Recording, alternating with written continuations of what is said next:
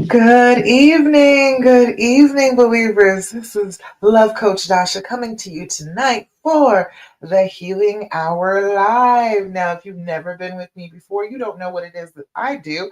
I am a love coach specifically for women who want to heal and reconcile after infidelity. You have been cheated on, you have gone through the worst possible thing you could think of in your relationship. You have been betrayed, but you still love this person. Somehow or another, something in you is saying, I want to be here. I do not want to just kick him to the curb, even though that would be the most logical thing that everybody else would say to do. You don't want to do that. You love him and you want to continue your relationship, but you're not sure how to do that. How in the world can you, right? You've been betrayed big time. These feelings are huge, they are messing with you. How do you do it? And I am here to tell you how. All right. I have authored a guide just for you. It's for the dreams formula to heal and reconcile after infidelity. And I made a guide called How to Heal and Reconcile After Infidelity that you can get. If you're on IG right now, you can put in Path and it will be sent to you. If you're in my Facebook group or catch me on YouTube, go to the group, go click on the link. How to heal and reconcile after infidelity. I will give you the dreams formula, the exact things that you need to do step by step. It's 6 steps, exactly what you need to do to be able to heal, to be able to reconcile, to be able to get to a better place with your honey after this infidelity. It is not fair. It should not have happened to you. But if this is a part of your story and you think that you can possibly get past this part of the story and get on with your life together, then I am here to say, I don't think you're wrong. I think that you are absolutely correct in that, and I am here to help you. Okay. So, the live tonight, I always tell you about the things that you can do that are going to start helping you get past this infidelity right now. You deserve it. You deserve to be able to say, you know what? I am tired of feeling like this. I don't want to continue to feel like this. I want our lives to be happy, beautiful again. That's what I want to go for. That's what I expect from my story. And you can get that. Don't ever think that you can't get it. You can get it. I know that you have probably heard from plenty of people that, oh, it is impossible. You'll never be back together again. It will never work out. You will never feel safe and secure and all that. But I'm here to tell you that that's a lie. I know because I did it. I am 17 years past the last D Day, not the first, but the last of many. Okay. And me and my husband came through it. We are 17 years later. I don't worry about him cheating at all.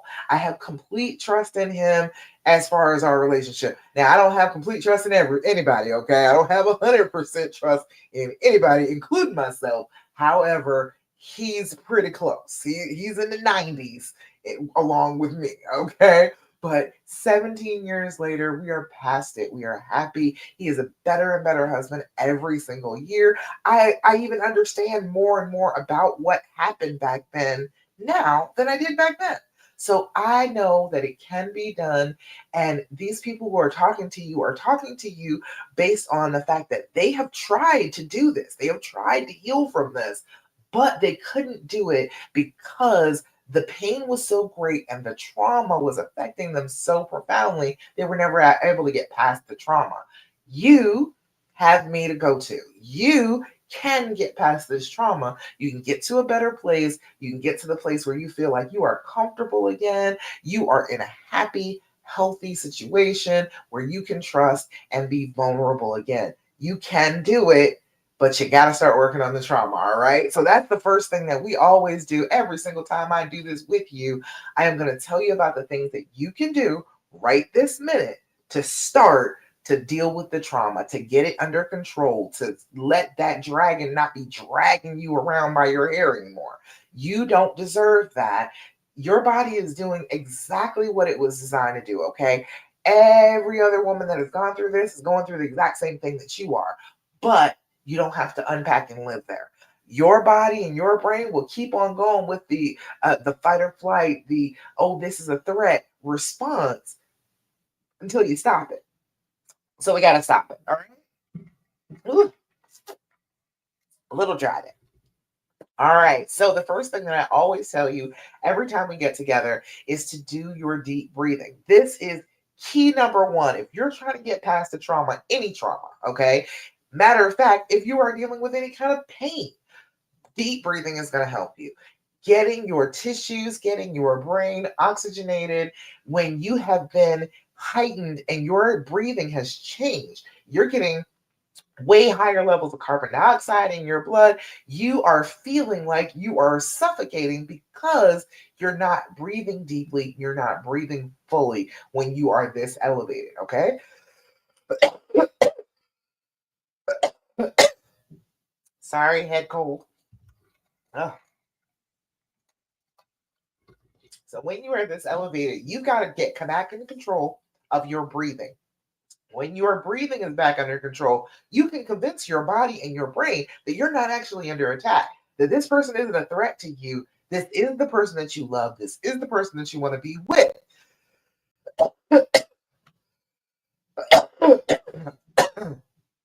Oh, I wasn't coughing until I started talking. Okay. Anyway, so you've got to be able to convince your brain that this is the person that you trust. This is the person that you love. You do not want to be apart from them. You want to be together with them. And being together with them helps you. The biggest way to do that is to control your breathing. You can tell your brain, hey, this is a safe person by controlling your breathing. Doing your deep breathing.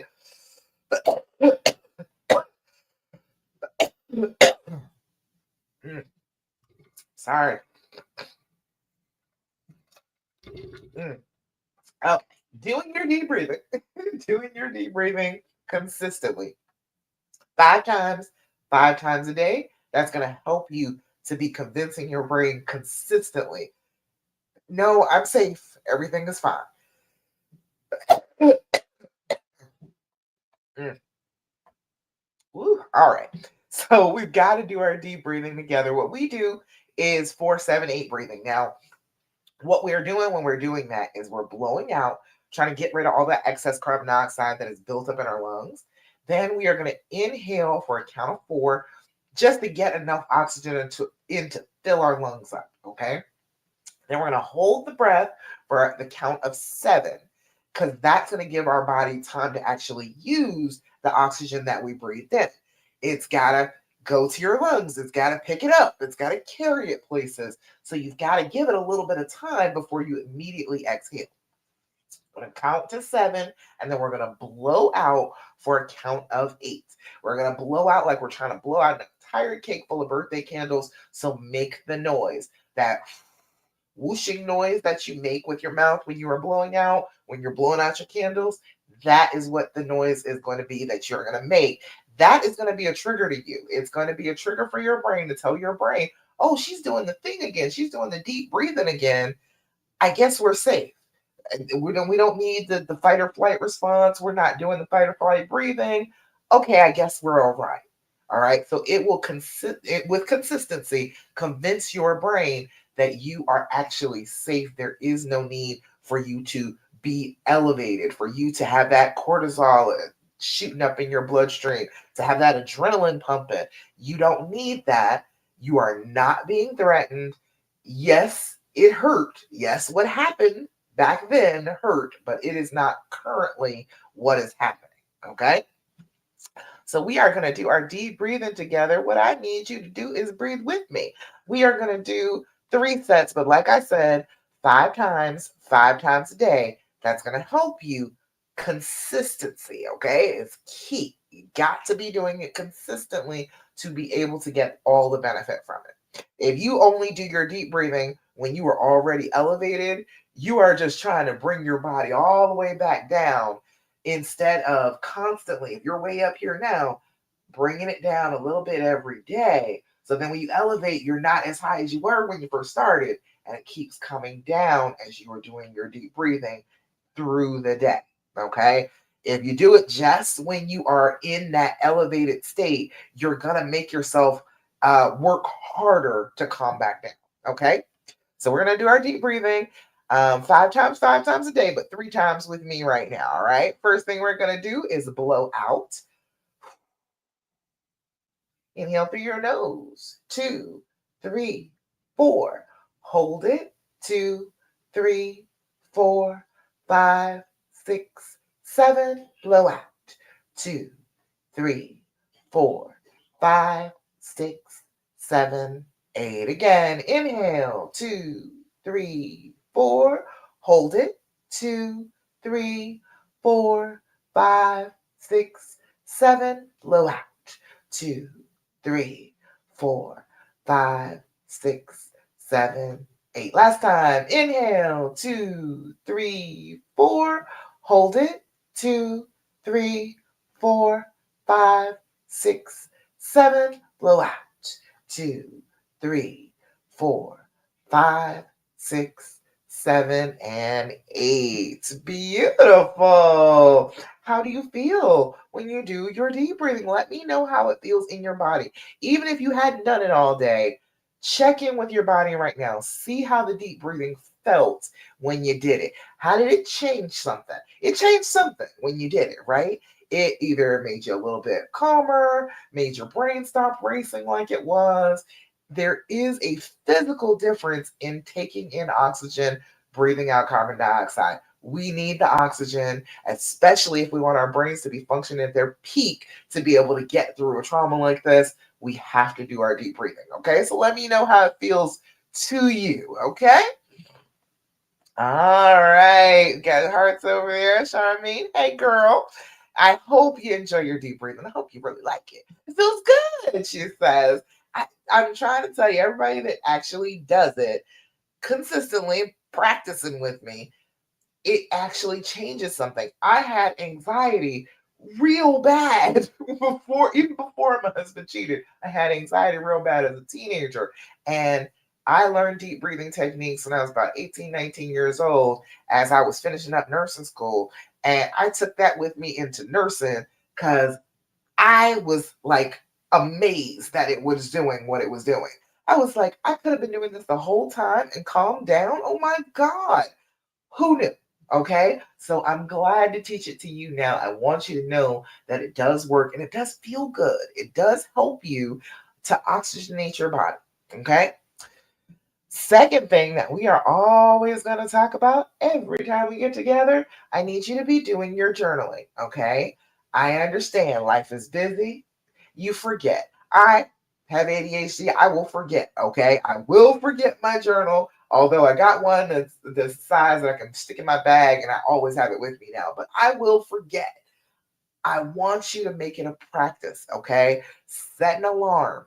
Do what you need to do to be able to come sit with your thoughts for about 5 minutes in the morning and the evening. If you can journal more in between, if you something is happening, something you want to write down, you ask the question, you got an answer that you want to reconsider, put it down.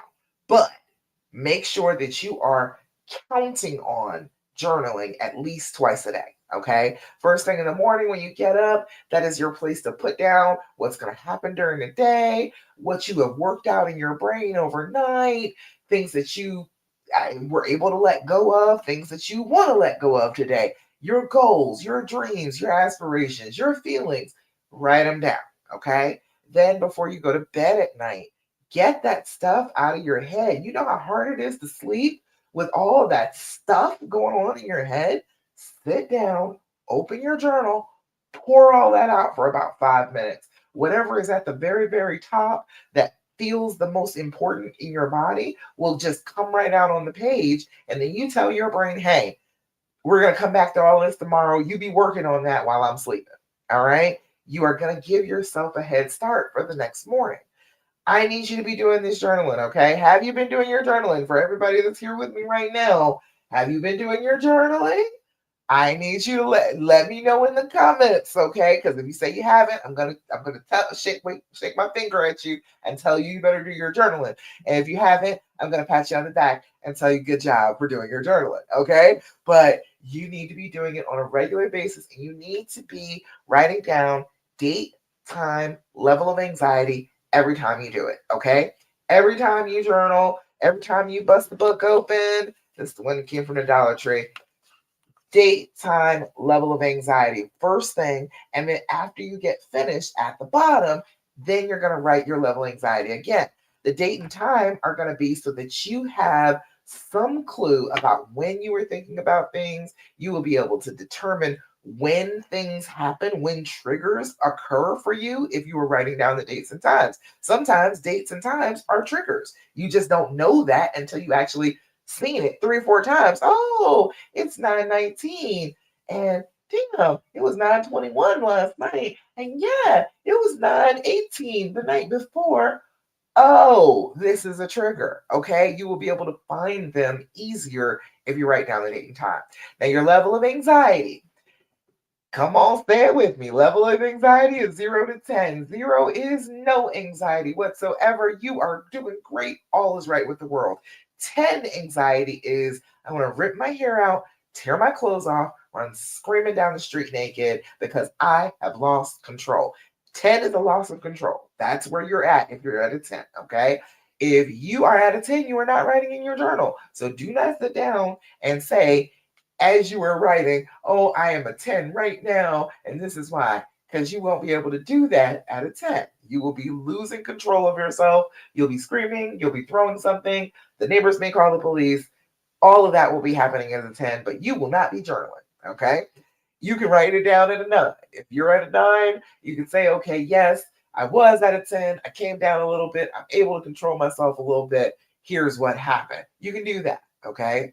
You've got to keep these records so that you can go back because I know at the moment when you are fully immersed in this pain, it feels like your memory of everything that has to do with it is crystal clear and you can recall anything. I am here to tell you that trauma affects your brain and it does not allow you to remember everything clearly. Okay. You are not remembering the way you think you are remembering. And if you are writing it down, you don't have to worry about remembering. You don't have to do that. You can just write it down and you can refer back. It's an open book test, okay? Let's not make it more difficult than it has to be. Okay? All right. Any questions about that thus far? Let me know. All right. The next thing, and I'm always going to tell you every time we get together, is I need you to be grateful. Okay? I need you to get an attitude of gratitude together. I want you to every day be looking for something that you can be grateful for because we are in a very negative space when we're in trauma. Our brains don't see the positive. They just don't see it. It does not exist. It can't possibly be real. But if you are looking for things that you are grateful for, that is a little bit of a loophole for your brain. Your brain is like, well, yeah, okay, I can't really argue that I'm grateful that we have a roof over our heads. Okay, yeah, things are bad, but I can't argue with that. And as you sit there in your life, in your surroundings, in your immediate family, in your friends, and you look for things to be grateful for, your brain will be trained to do that instead of flipping out and worrying about the negative. You will be training it.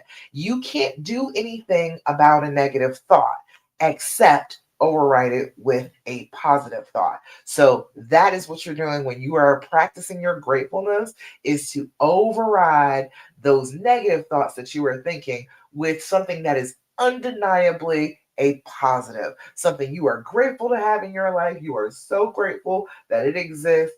Thank the Lord that it is in my life right now. Even if things are bad, I am glad that this exists. Okay. You've got to be consistently doing this in order to overwrite those more negative thoughts. If you are constantly looking for the positive, you train your brain to look for the positive, and then you get out of the loop that you're in looking for the negative. Okay. So tell me, what are you grateful for today? Let me know in the comments. Okay. What is going on with you? What are you grateful for today? Go ahead and put it in the comments.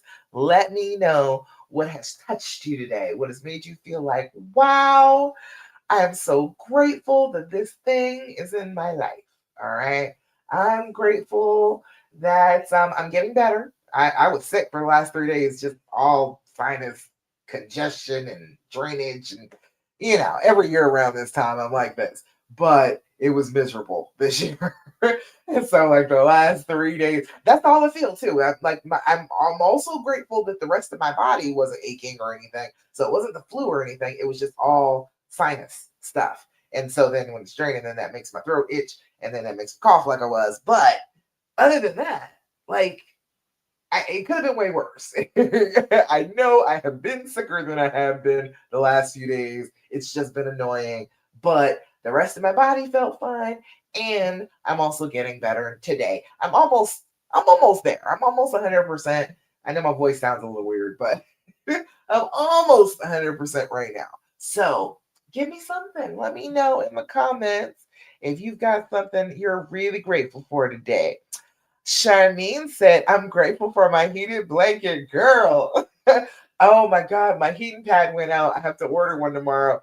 Oh, I'm so excited about it coming. I had a weighted heating pad. Oh, it's so good. But yes, heated blankets for the win, right there, especially in Canada. I bet you need a heated blanket up there. Kendra said, I was hired for a new job today. Congratulations, Kendra. She said she's very grateful. Yes, girl, we are excited for you. I'm grateful that you got that going for yourself. Excellent work, Kendra. Excellent work.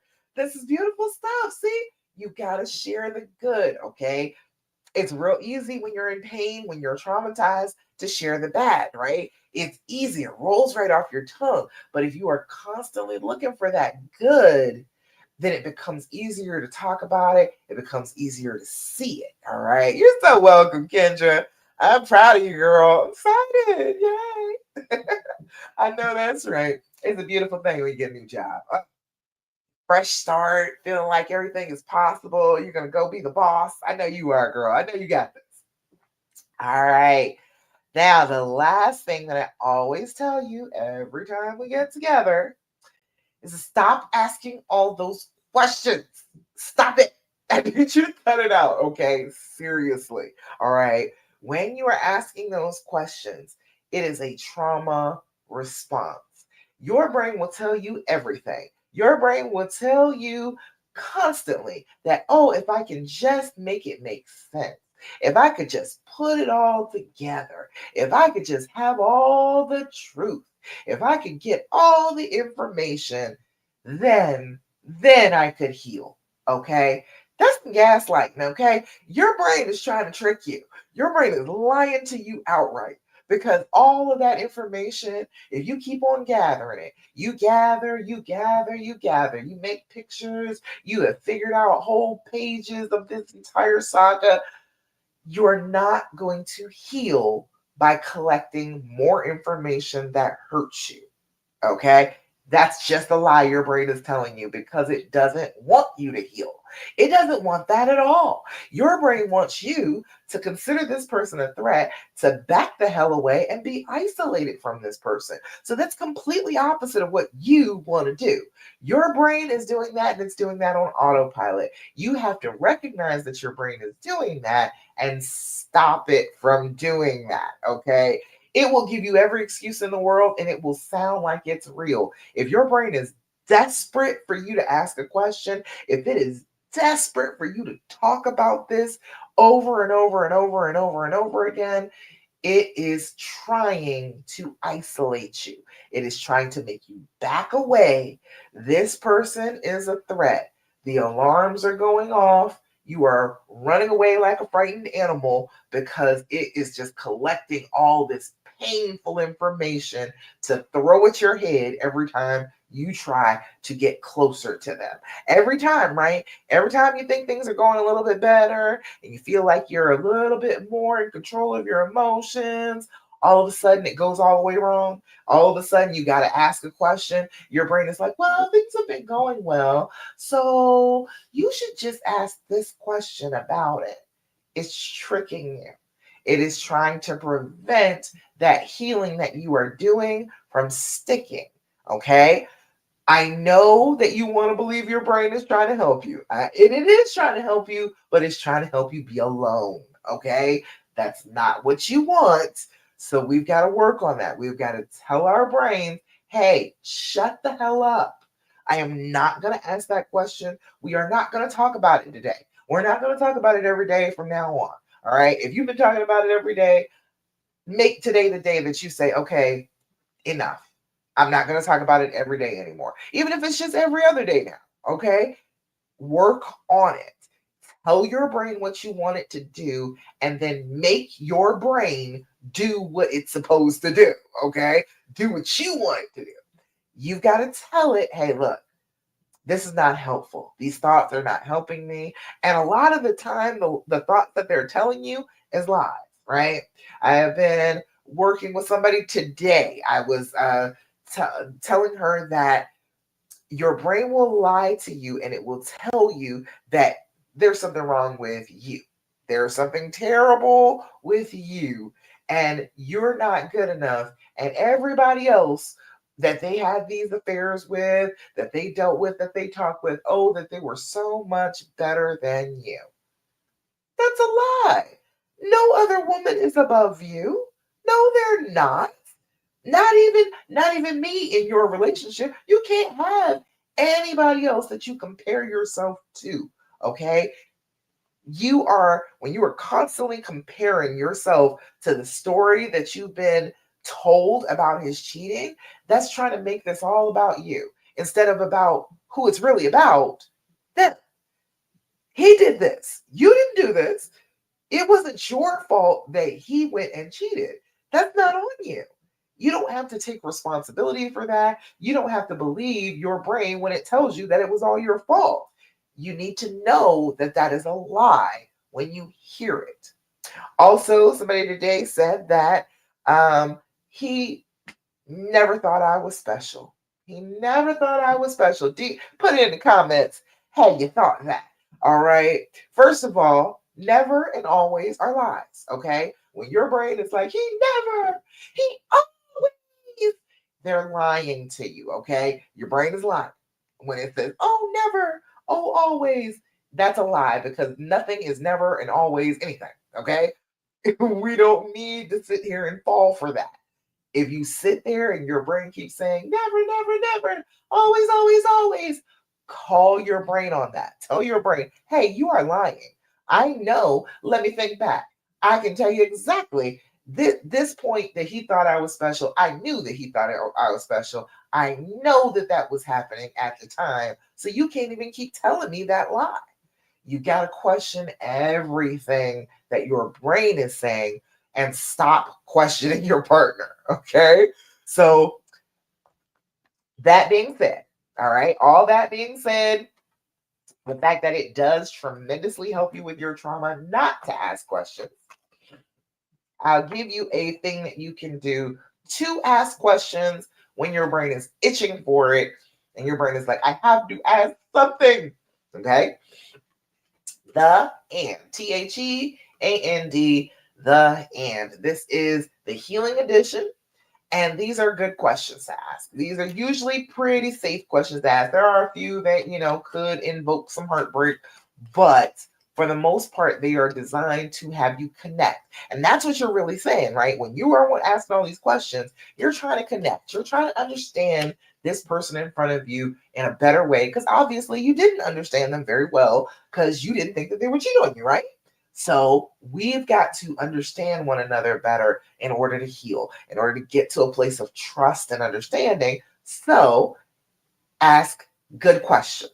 Ask questions that are not centered on the pain, that are not centered on what they did to you. Ask questions that are going to facilitate the two of you being closer. Okay. So you can find these on Amazon. It's 199 questions. I don't think I've ever gotten through the entire deck with y'all. I've been doing this deck for about the last 4 years, I think. Pretty sure I haven't got through all the questions. Okay. 3 questions, okay? No more than that. Take 3 of them because the more questions you ask, the more questions your brain is going to want to ask, and it will make it more difficult to settle it back down, okay? So just 3 questions because these are pretty deep questions that you're going to have, okay? All right, well, this one is how to play. We don't need that. All right. First one is, what do you wish I healed for you and why? Mm. They might be talking about the cheating. It might be talking about the cheating. But that is a question that you can ask him, and it's about what you can do. It's not about him. It's not about the affair. It's not about his feelings. It's about you and what you could actually do to help his feelings, to help him feel like, okay, yes, you love me so much that you're working on healing this, or you are struggling with this and I don't want to see you struggle with it anymore. And I would feel good if you actually worked on healing this. So, what do you wish I healed for you and why? Okay. Ooh, good question. All right. Next one is, when was the last time you healed through me? Look at that. They were right together. Isn't that beautiful? I just shuffled this deck. When was the last time you healed through me? All right. That's an excellent question for both of you to ask one another. All right. Wouldn't that be a better question than what position did you have sex with her in? Wouldn't that be better? Wouldn't that be better than what did you say to her while you were with her? Did you tell her that you loved her? Wouldn't that be better than that answer? Wouldn't you rather have the answer to when was the last time you healed through me? Isn't that a better question to ask? Wouldn't that make you feel better? I think it would. All right. And one more. What's something you've wanted to tell me but haven't, and why? That's a good question. What's something you wanted to tell me but haven't yet, and why? All right. Good questions. Better questions than the questions that you want to ask. Better questions than the trauma wants to ask. Because the trauma wants to ask these questions. You actually don't need this information. The information that your brain is struggling to get, trying to piece things together, trying to have every single solitary detail, like I said, that is not designed to help you heal. That is designed to make sure that the trauma stays fresh and you don't forget about it so that you back away from him and get away and hide and isolate yourself. And you don't want to live a life like that. So we've got to do better than that. Okay.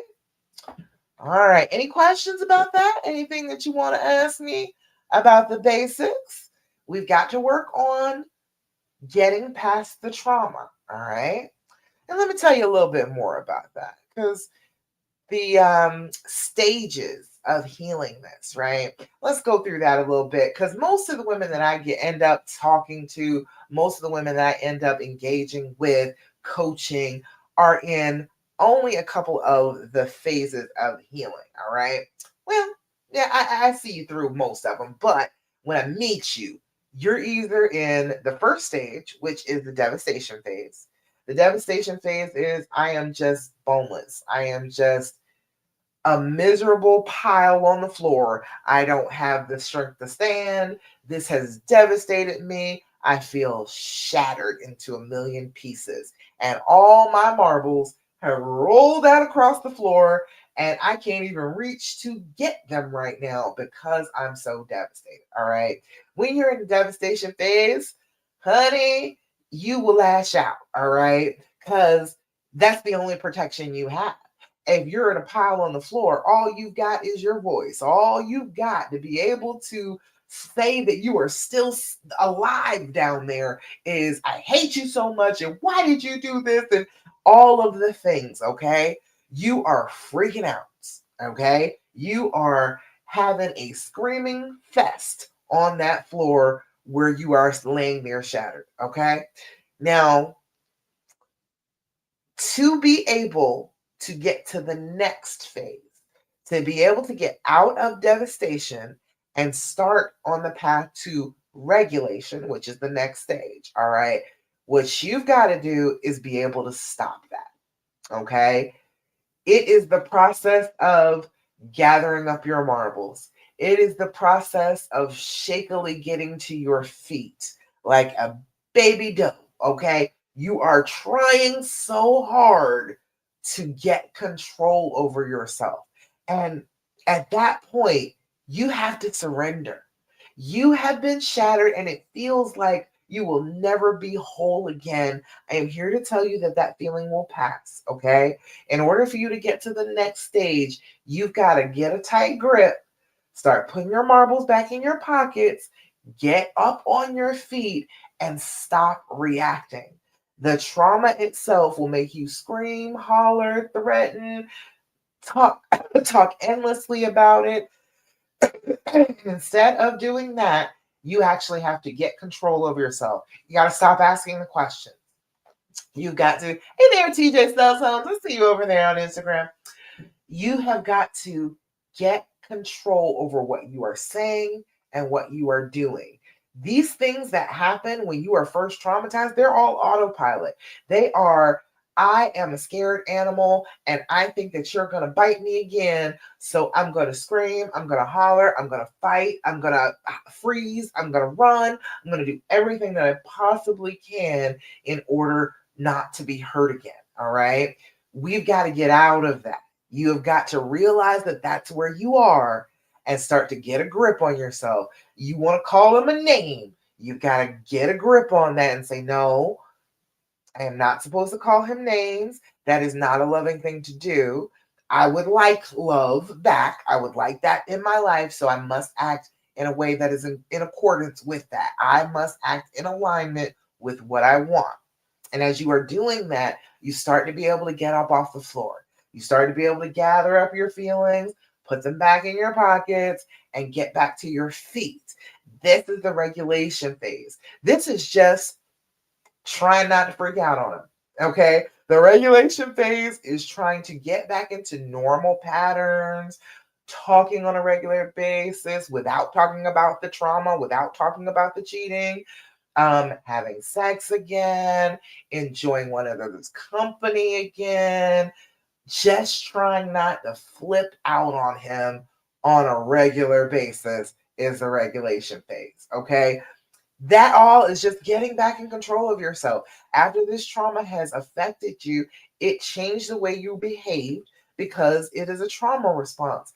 But you can get back in control of yourself. You do not have to continue on with the trauma response. You can decide that's enough. I am talking real reckless. I am saying really awful things to him that I wouldn't appreciate being said to me. I don't really even mean them because I really do love him. And this is not the relationship that I want to have.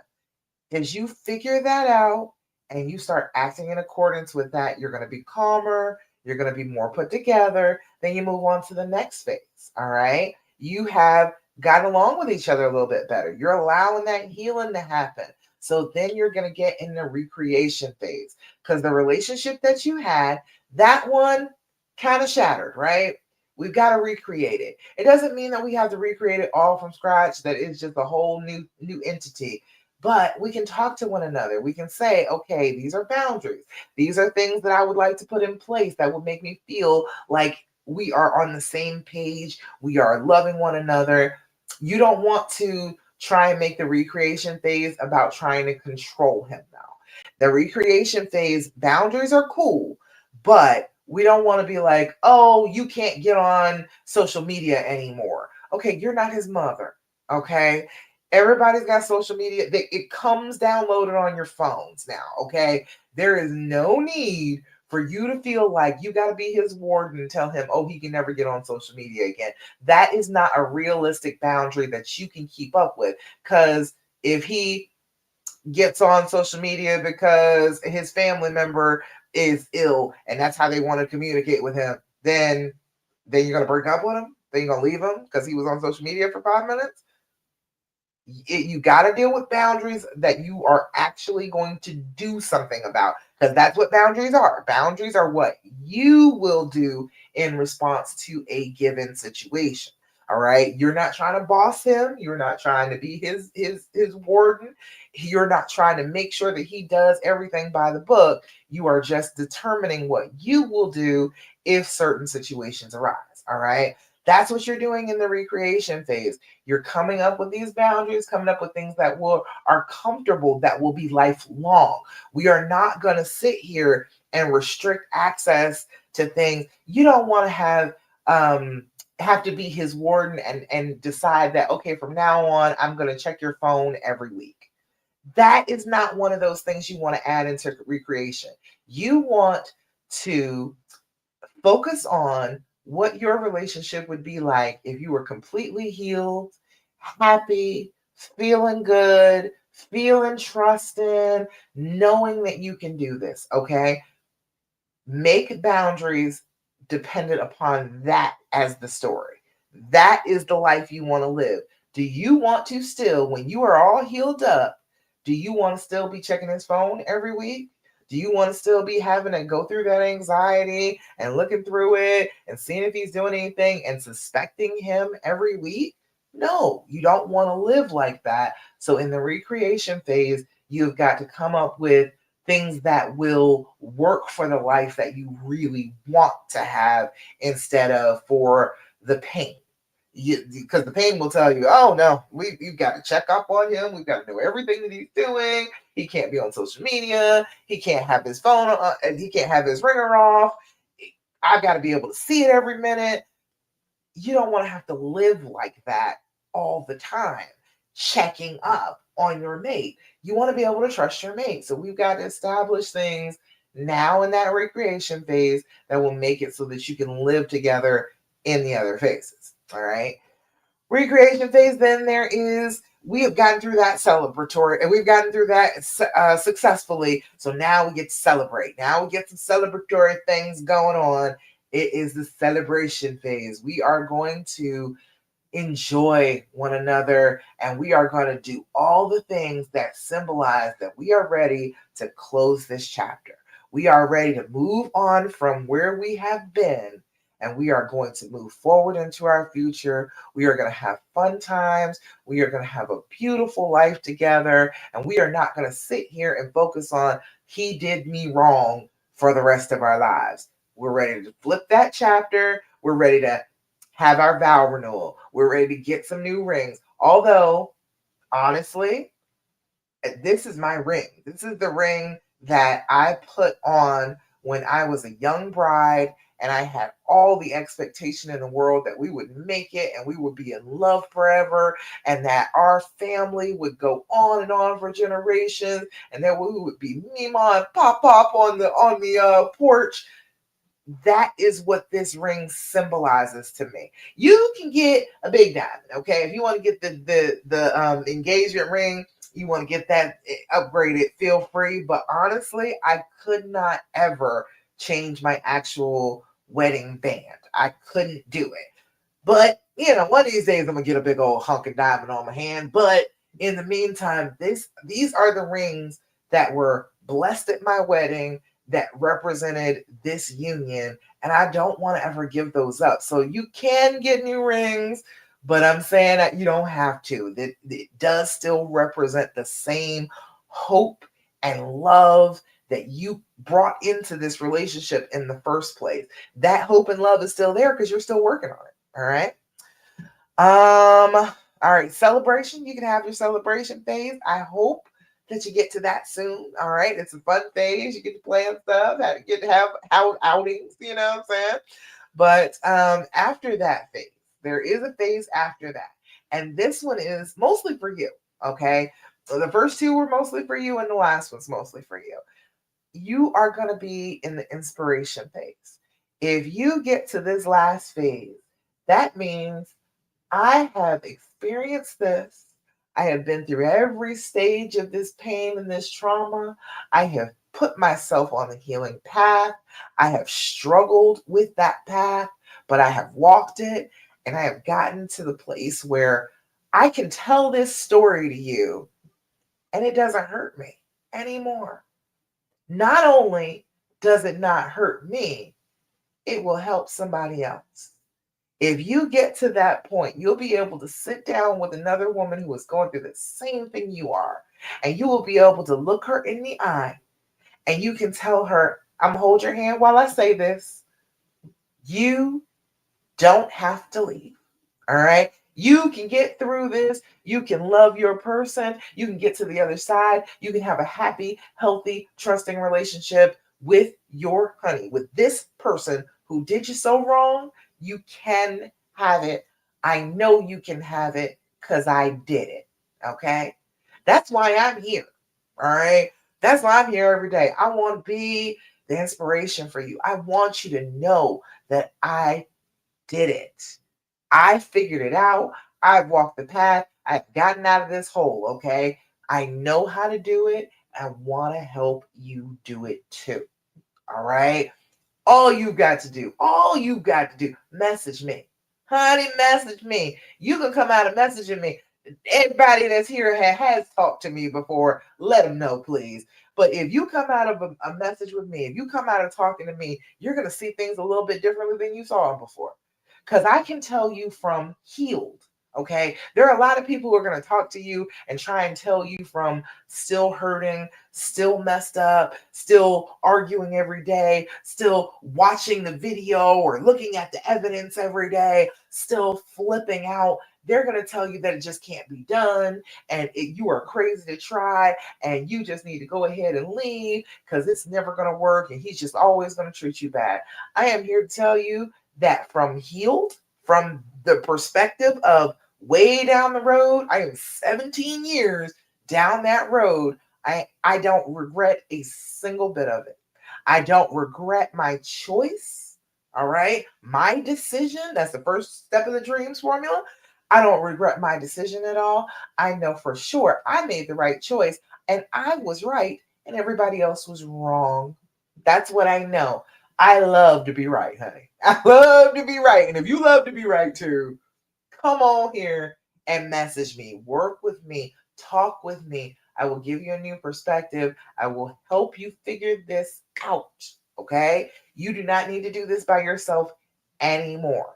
All right. I am here for you in the next. I've got lots and lots of stuff planned for the coming up for the spring. Oh, the trust issues challenge is coming. It's coming soon, girl. It's coming for the springtime. But I want you to stop hurting.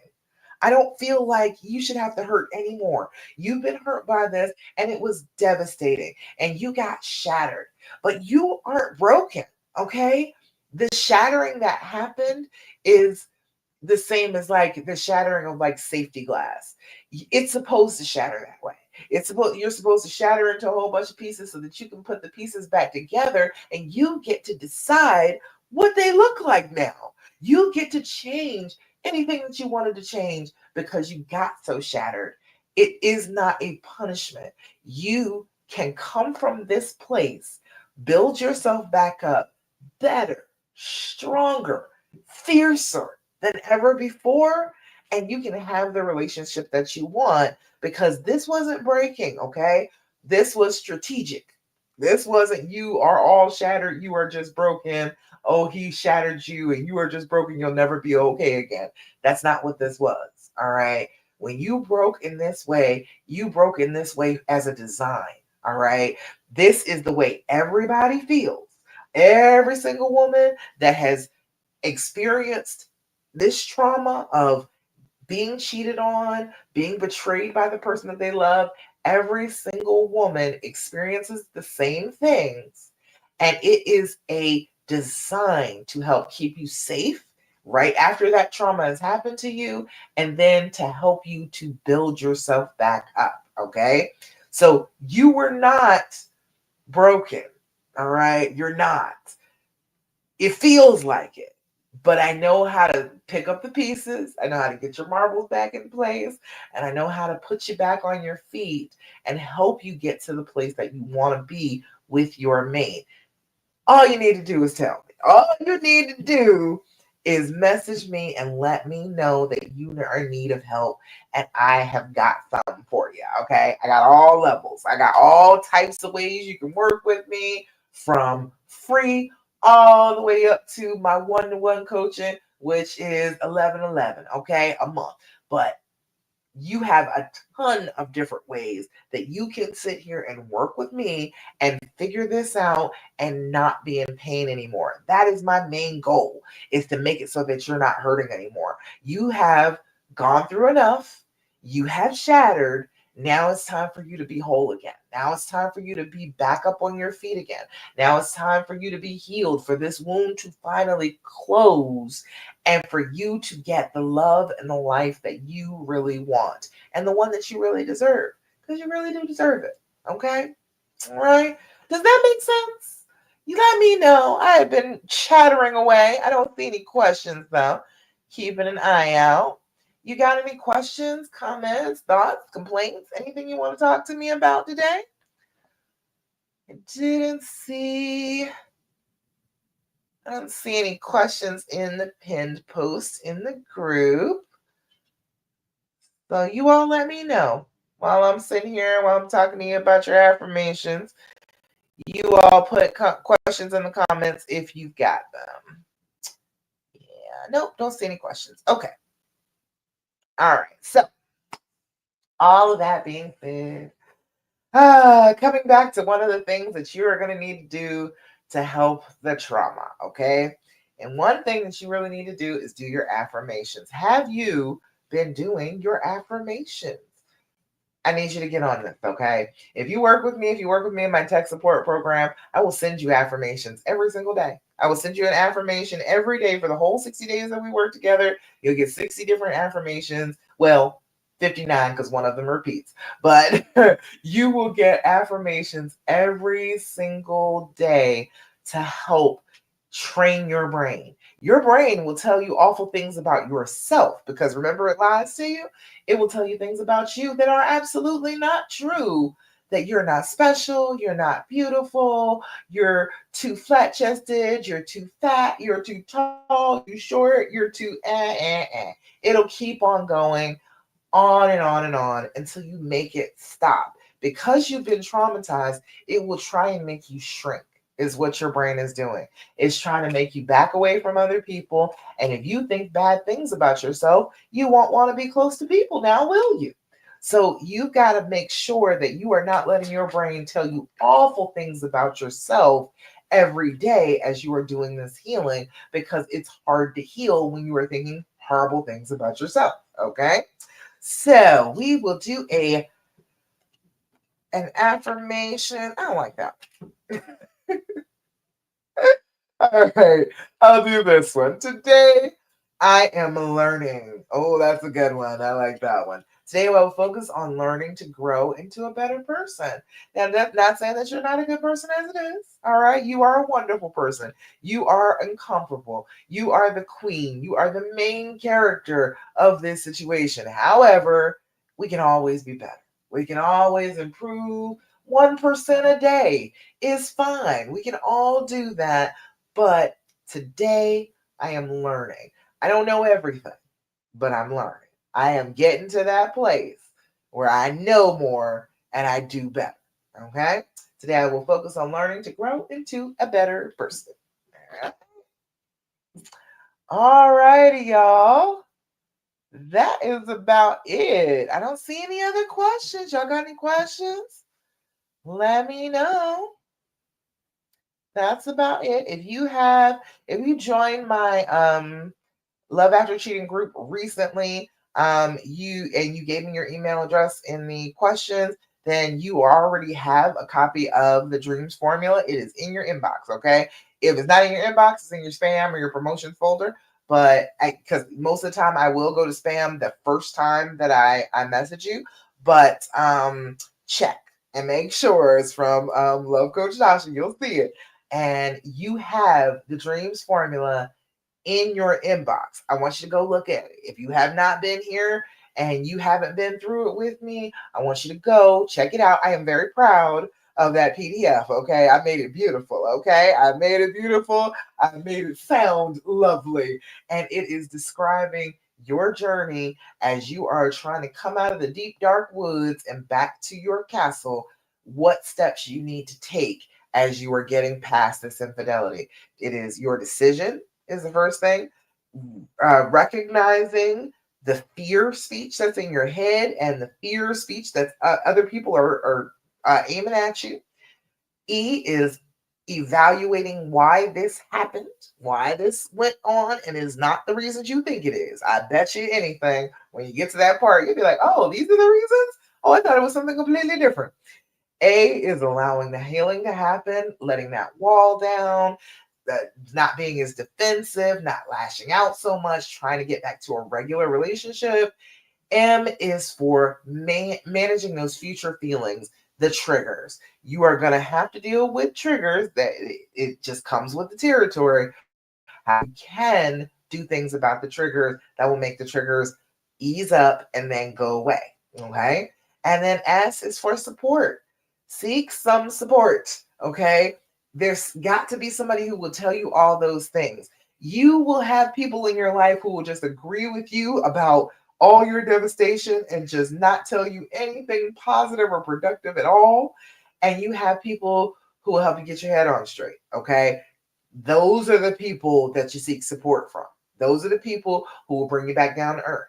The people who will snatch you back off a ledge because you were inching closer and closer. They are going to let you know, hey, your decision. This was your decision. You have decided already, but you're not acting like you decided. You probably should get back in accordance with what you decided, and they will help you get back on the path.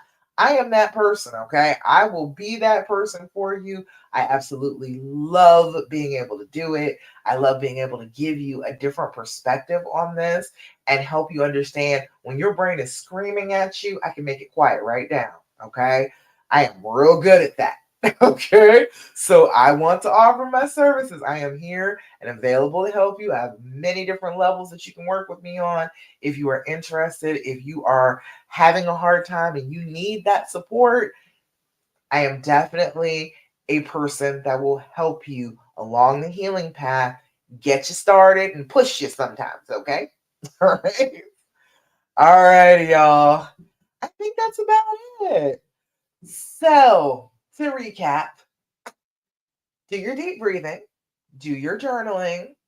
Don't forget to have an attitude of gratitude. Stop asking all those damn questions. Remember to do your affirmations. And most importantly, do not do what the fear and the pain and the anger and the screaming voice in your head are telling you to do. It will not help you to heal from this infidelity. It will just make things worse. Okay? All right. I love y'all. And I'm so, so proud of y'all for just trying so hard to do unconditional love.